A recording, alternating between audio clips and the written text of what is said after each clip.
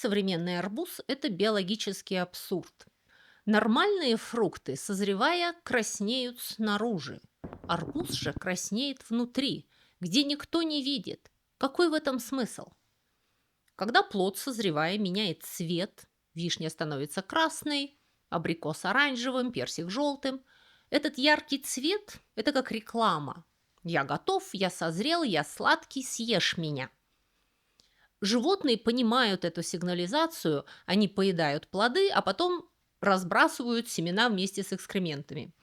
Извините, я забыла, что вы пьете кофе, больше не буду. Но это то, как растения расширяют свою зону обитания, распространяются по земле. Они приманивают животных цветом спелых плодов, сигналищем об их сладости. А теперь давайте посмотрим на арбуз. Он тоже краснеет, созревая и становясь сладким. Но это происходит в тайне, под толстой непрозрачной коркой, которая остается зеленой. Чего же арбуз-то не краснеет снаружи? Почему вся его наружная реклама остается невидимой для потребителя? Почему мы, как полные идиоты, должны каждый раз шаманить, чтобы догадаться, созрел арбуз или нет? Стучать по нему, анализировать хвостики, сжимать его в руках до хруста. Что это за биологический механизм такой, прости господи, скрывать свою зрелость? Очень интересный вопрос. Чтобы это понять, надо сначала разобраться, что такое арбуз и откуда он взялся.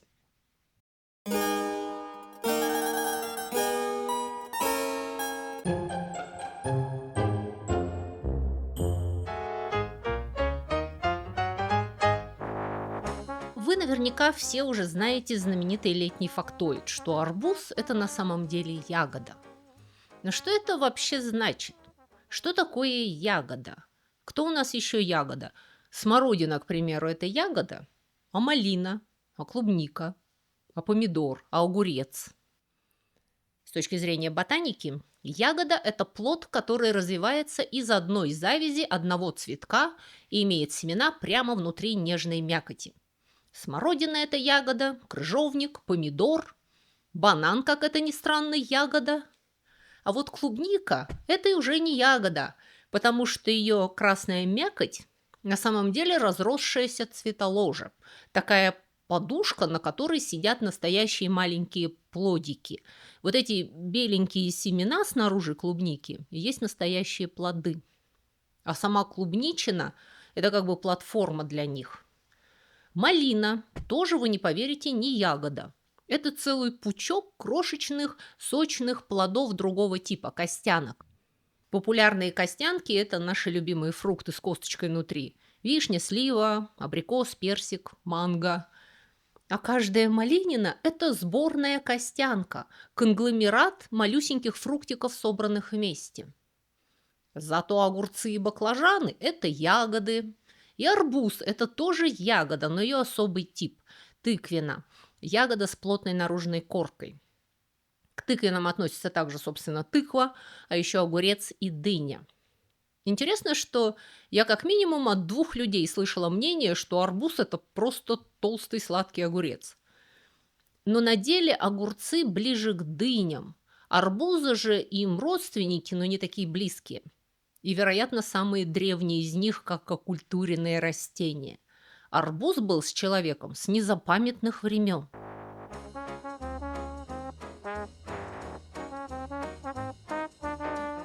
По всему интернету сейчас ходят вот такие картинки 17 века.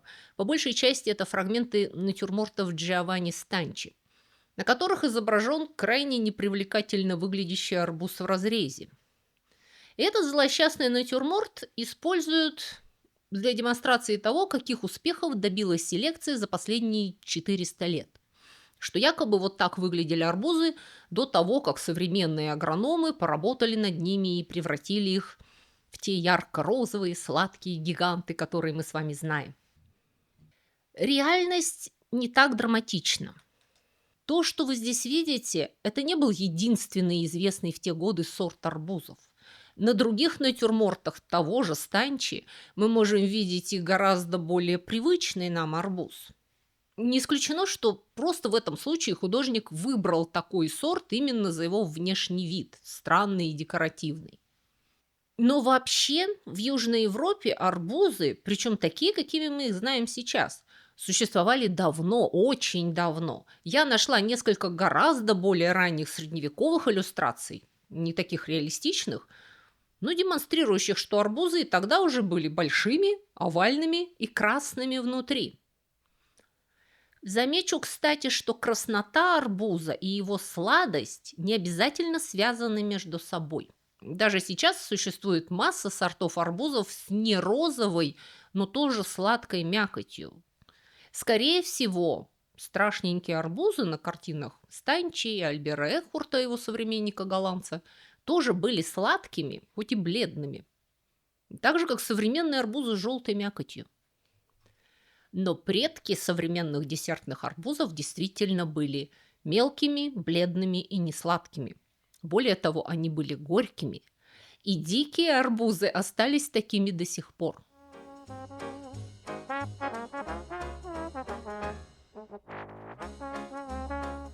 Родина арбуза – Африка. И африканцы ценили его не за вкус, а за содержание в нем воды. Для пустынных народов арбузы были природными канистрами. Их складировали и сохраняли до засушливого периода, чтобы потом пить из них сок. Вкус сока не имел большого значения. Знаменитый британский миссионер и исследователь Дэвид Ливингстон наткнулся на дикорастущие арбузные лозы в пустыне Калахари на юго-западе Африки. Но самым удивительным растением пустыни является кенгве или арбуз, писал Ливингстон. В годы, когда выпадает больше обычного количества осадков, обширные территории страны буквально покрыты этими арбузами. Он также заметил, что дикие арбузы служили важным, а иногда и единственным источником воды для многих местных жителей во время засушливого периода. Другой английский исследователь, майор Эдвард Кейт Роуч, который картографировал часть Африки в начале 20 века, сообщил, что арбузы спасли ему жизнь. В течение 6 недель ему пришлось полагаться на арбузы как на единственный источник воды. В статье 1924 года в журнале National Geographic этот типичный британский джентльмен-путешественник сдержанно заметил, что чай, приготовленный из процеженного арбузного сока, был абсолютной гадостью, но он позволил ему выжить. То есть я хочу сказать, что дикие арбузы не были ни сладкими, ни красными и не пытались привлечь к себе животных и английских исследователей. Арбуз, каким его задумала природа, не нуждается в наружной рекламе. У него другая стратегия распространения семян. И, кстати, семена арбуза были ценным продуктом в Африке древнего мира. Не исключено вообще, что люди впервые начали оккультуривать арбуз именно ради его семян. Тех самых семян, которые мы сейчас выплевываем, потому что они нас раздражают, и нарочно выводим сорта, в которых их нет. Не избалованные люди их собирали, очищали, размалывали и использовали для варки и супов, и соусов, потому что это довольно питательные и богатые жиром семечки. Семена арбузов находят в очень древних захоронениях, и до сих пор в некоторых западных районах Африки люди выращивают специфический вид арбузов на семена. Но потом человек начал изменять арбуз. Причем произошло это в несусветной древности. Даже в очень древнем Египте, более 4000 лет назад, существовали оккультуренные сорта. Мы видим изображение такого плода, большого, овального, сильно отличающегося от маленьких и круглых диких, на стене гробницы эпохи Древнего Царства. Мы не можем точно сказать, насколько те арбузы были сладкими, но весьма вероятно, что были, поскольку арбуз выставлен очень торжественно. Видимо, тогда это уже был десертный фрукт. Современный арбуз – это продукт тысячелетий селекции. Горечь диких арбузов и сладость современных – это два разных независимых качества, за которыми отвечают разные гены. Дикие арбузы и их тыквенные сородичи часто содержат очень горькие защитные вещества – кукурбитацины, которые заставляют животных избегать этих плодов, особенно пока они не зрелые. Вы прекрасно знакомы с ними на примере неудачных горьких огурцов. И в процессе длительной селекции люди сначала отбирали менее горькие арбузы, а потом начали из них отбирать более сладкие. Сначала таким образом уменьшилась активность гена, который вырабатывает горечь, а потом усилилась активность гена, отвечающего за выработку сахара. И одновременно арбузы начали абсурдно краснеть изнутри. Точно никто сказать не может, как так вышло, но вероятно, что красный цвет арбузной мякоти – это побочный результат целенаправленной селекции по вкусу. Повторяю, цвет мякоти не связан непосредственно со вкусом арбуза. Красный пигмент в арбузе не сладкий, а глюкоза в нем не красного цвета. Вы знаете, что бывают желтые сладкие арбузы, бывают и практически белые. Ну и при исторической селекции арбузов красный цвет, вероятно, выбирался вместе с большей сладостью, поскольку люди привыкли считать более яркие плоды более зрелыми и вкусными. Ну и в принципе красные пигменты, каротиноиды, накапливаются в плодах по мере созревания. Это не совсем случайный признак. То есть красный цвет стал сопутствующим признаком при одомашнивании. Он отмечал арбузы, которые люди считали более зрелыми. И постепенно они такими стали. Люди сделали арбузы красными изнутри. И теперь мучаются, пытаясь выяснить, какого они там цвета.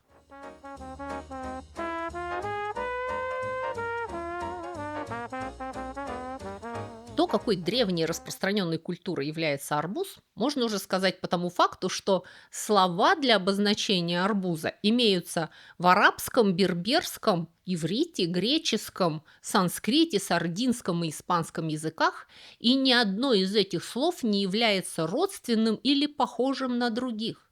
Что означает, каждая из этих культур уже самостоятельно была знакома с этим фруктом в момент становления языка. Кстати, в русском это слово известно тоже довольно давно. Арбуз произошел из персидского харбуз, что буквально означало ослиный огурец. Хар – осел, а вторая часть – огурец или дыня, потому что еще раз дыня и огурец – это родственники. Но это не означало огурец для осла, а скорее огромный огурец, огуречище. В иранских языках слово «осел» могло работать как усилитель размера, как слоновий огурец. Но это народная этимология, а не абсолютно доказанное происхождение слова. Благодаря активным торговым связям с Ближним Востоком арбузы стали широко известны в России довольно рано, когда, к примеру, в Англии они еще были заморской экзотикой. Не больше и не меньше, как в домострое. В разделе «Правила о всех овощах различных, как их обрабатывать и готовить» читаем об арбузах. Как арбузы хранить? Взяв арбуз, нарезать его на доли, а семечки с мякотью вырезать, оставить с 2 пальца от кожуры до чуть-чуть зеленого, немного толще бумаги срезать. И положи это в щелок. Так держать до тех пор, пока не настанет время щелок менять и переложить в другой. И опять держи столько же. Потом же, взяв патоки, варить на тихом огне и пену чисто-начисто ситом снимать. Когда не останется пены, значит поспела патока, но еще в горячую нужно добавить пряностей. Перец, имбирь, гвоздику, корицу, цвет мускатный или мускат и доваривать. Иные же советуют варить арбузы в известковом щелоке и, остудив, положить в вареную с пряностью патоку.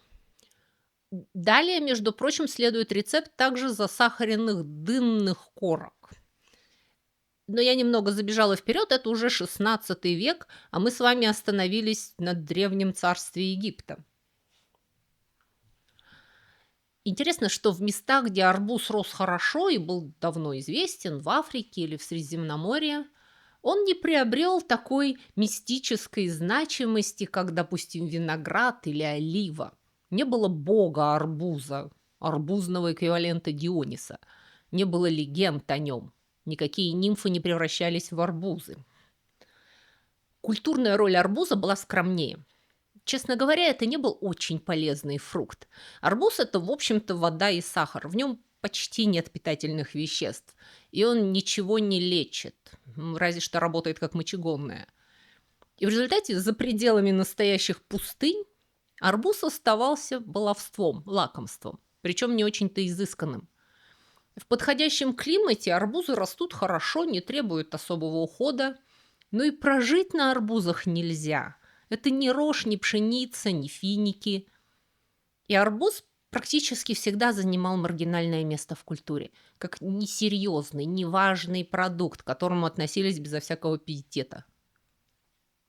Одну из крайне редких арбузных легенд создали копты, египетские христиане. Когда святое семейство бежало от репрессий царя Ирода в Египет, они встретили там доброго земледельца, который сажал арбузные семена.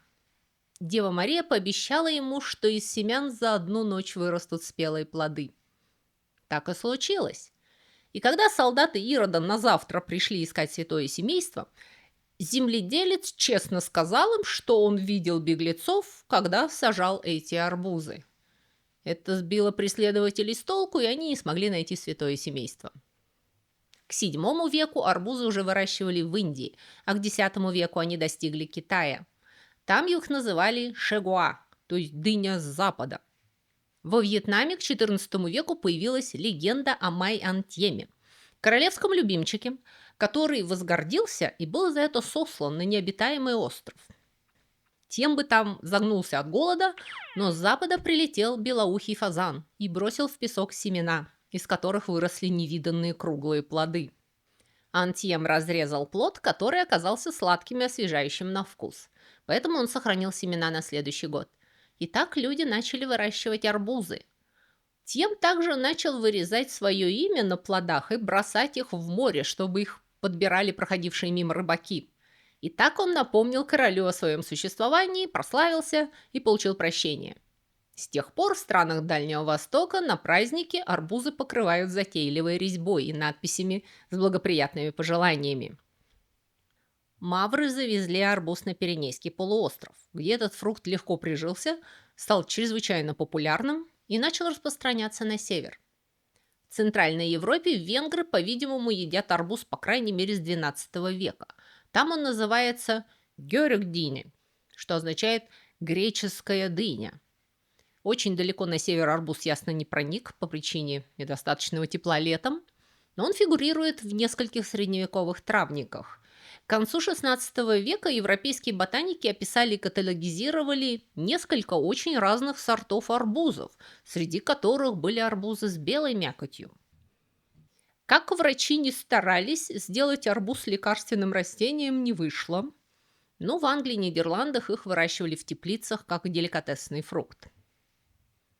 На юге же, благодаря своим размерам, арбуз стал естественным символом гостеприимства.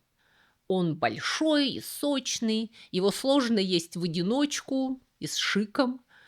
Это коллективный и простецкий продукт. Его режут большим ножом, делят на ломти и едят в компании, часто на свежем воздухе и в неформальной обстановке, где не страшно испачкаться.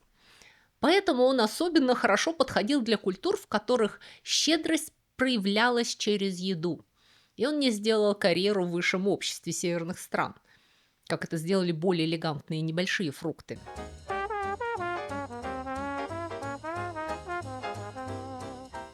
В новое время арбуз начал обрастать новыми социальными сигналами. В Америку арбузы попали сразу несколькими путями. Их семена привезли в Новый Свет параллельно европейские колонисты и африканские рабы. Сначала испанцы распространили арбузы в Центральной Америке и Флориде. В XVII веке их уже успешно выращивали аж в Массачусетсе, что далеко не Флорида. Но арбузы успевают созреть и в умеренных широтах, если лето достаточно жаркое. Вскоре местные индейские племена переняли у колонистов эту культуру, и к концу XVII века они уже выращивают арбузы в долине реки Миссисипи. Арбузы очень быстро завоевали популярность в американских садах и на американских столах. Отец нации, третий президент США Томас Джефферсон лично выращивал арбузы в своем поместье и с удовольствием отмечал, что даже лучшие арбузы на парижских рынках не могли сравниться с теми, что он выращивал в Вирджинии. Марк Твен тоже очень любил арбузы, заявляя, что арбуз царствует по милости Божьей над всеми плодами земли. Генри Дэвид Торо имел репутацию человека, выращивавшего самые большие и сочные арбузы в округе, И он авторитетно объяснял, как выбирать арбуз на стук. Спелые арбузы поют басом, молодые незрелые – тенором или фальцетом. Поскольку на большей части территории США летом достаточно солнечных дней с температурой выше 25 градусов, то арбузы там быстро стали доступным летним лакомством для людей всех цветов кожи и любого достатка. Иногда они были единственным доступным лакомством. Одно из южных прозвищ арбуза – ветчина Великой депрессии. После отмены рабства освобожденные черные рабы Юга начали выращивать и продавать арбузы. Это был их первый самостоятельный бизнес. Для бывших рабов арбуз стал символом свободы и экономической независимости. Белые южане немедленно вывернули эту ассоциацию наизнанку, сделав арбуз символом лени, инфантильности и неполноценности. Это не была важная базовая культура, как пшеница или кукуруза. Его выращивание было простым, и он казался неопрятным детским развлечением. В результате широко распространился российский стереотип о том, что афроамериканцы обожают арбузы, как дети малые, и этот штамп многократно воспроизводился в открытках, выступлениях министрелей и даже в рекламе кино. Сейчас США производят в год около 2 миллионов тонн арбузов. Но это такая мелочь по сравнению с главным производителем арбузов в мире – Китаем. Китай выращивает ежегодно 60 миллионов тонн, больше половины мирового урожая. Однако самый большой зарегистрированный арбуз был выращен в Теннесси в 2013 году и весил 159 килограммов.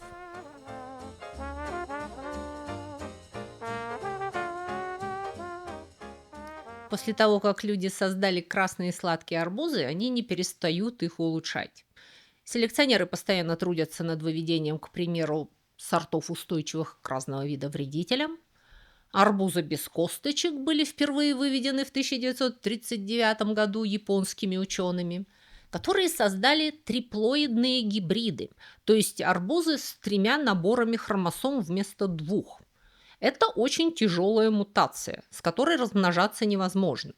Отчего такие арбузы просто не могут толком образовать нормальные семена и остаются с белыми зачатками семян внутри. Но чтобы поле без косточковых арбузов плодоносило, на нем все равно нужны обычные косточковые арбузы-опылители. Без них арбузы вообще не завяжутся. Интересно, что для выращивания бескосточковых арбузов нужно в 3 раза больше пчел. Вообще опыление арбуза – это ответственное и сложное дело.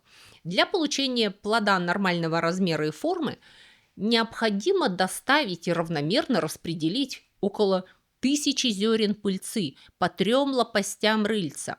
Если пыльцы будет недостаточно, то вырастают арбузы с пустым сердцем, дырой внутри. Вы, возможно, встречались с такими мутантно выглядящими арбузами, но они не больны. Им просто не хватило пыльцы, и они совершенно безопасны для употребления. Ну и, конечно, как обойти стороной квадратные арбузы. Это была такая элегантная идея японского графического дизайнера Томоюки Оно. В 1978 году он предложил выращивать арбузы внутри плексигласовых ящиков, чтобы плоды, вырастая, приобретали кубическую форму. Это не просто прикольно, это намного упростит и удешевит их перевозку. Они будут занимать меньше объема на вес в грузовиках. Лучше умещаться в холодильник и не кататься, когда вы его режете. Ну, чудесная же идея. Угу. Выяснилось, что когда дизайнер начинает заниматься сельским хозяйством, ничего хорошего не получается. Арбузы и другие сочные плоды шарообразные или почти шарообразные по важной причине. Шар – это самая прочная форма. Она лучше всего противостоит давлению. Когда арбуз растет, его корка затвердевает, и его начинает буквально распирать изнутри соком. Шар держится лучше всего. Кубический арбуз практически всегда трескался. Выяснилось, что выращивание кубических арбузов чрезвычайно дорого и не окупает потенциальных выгод. Очень много брака, очень трудно вырастить качественный кубический арбуз. В результате теперь это нишевое производство и квадратные арбузы продают не для еды, а как декоративный объект, который стоит больше $200. Их вообще нельзя есть. Чтобы предотвратить растрескивание, их снимают еще совершенно незрелыми. Пожалуйста, не ведитесь на интернет-рекламу и не покупайте пакетики семян квадратных арбузов за бешеные деньги. Просто так у вас не вырастет квадратный арбуз ни с каких заграничных семян.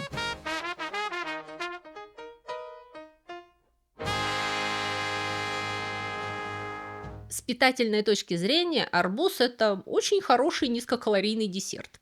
Полкило арбуза – это всего около 150 килокалорий и примерно 30 граммов сахара, если вам повезло с арбузом, конечно.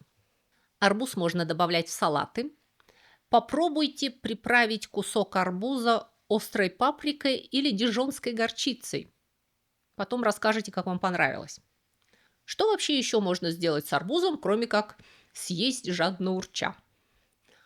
Остроумные люди замачивают куски арбуза в текиле на час, потом присыпают солью, смешанной с лимонной цедрой, и едят в местах, где нельзя распивать алкоголь. Разумеется, с арбузом можно навертеть массу интересных летних коктейлей. Как еще можно развлечься с арбузом, по примеру разных стран? В Японии очень популярна игра суикавари – разбивание арбуза с завязанными глазами. Арбуз кладут на землю, игроку завязывают глаза, дают палку, и потом он должен найти и расколотить арбуз. Желательно так, чтобы его потом можно было всем вместе съесть. Такая арбузная пиньята для самураев. Австралия подарила миру фестиваль в Чинчиле.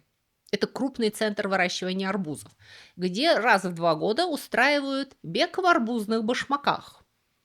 Люди надевают на ноги арбузные корки и носятся в них, как на коньках, по траве на перегонки. В США популярны соревнования, кто дальше плюнет арбузные семечки. Это не упадничество, а старая добрая южная традиция, заботливо поддерживаемая на летних фестивалях по всей стране. Если у вас есть бассейн и достаточное количество спасательных жилетов, то можете чудесно развлечься, обмазав небольшой арбуз маслом или вазелином, разбившись на 2 команды и пытаясь отобрать арбуз друг у друга. Арбуз, несмотря на кажущуюся тяжесть, не тонет, но он и не очень-то плавучий, что делает его очень упрямым мячом. Ну и, конечно, всегда радует зрителей поедание арбуза на перегонки без помощи рук. Потому что арбуз – это отнюдь не символ цивилизации, несмотря на всю свою длинную историю. Это нечто противоположное. Люди тысячелетиями улучшали арбуз, уничтожили горечь, делали сладким, увеличили размер, вывели сорта без косточек, научились выращивать его миллионами тонн и транспортировать туда, где он не растет. Даже попытались сделать квадратным. И после всего этого арбуз остался фундаментальным памятником нашей неспособности улучшать природу. Он тяжелый, он катится, он течет. Его нельзя есть в белой рубашке, он не влазит в холодильник. И все равно каждое лето миллионы людей покупают зеленый непрозрачный шар, скрывающий внутри свой самый важный секрет. Тащат его домой и надеются на чудо. Может быть, вот этот будет самым сладким, самым красным, самым ароматным и со вкусом всех летних каникул. Удачи вам! До скорых встреч!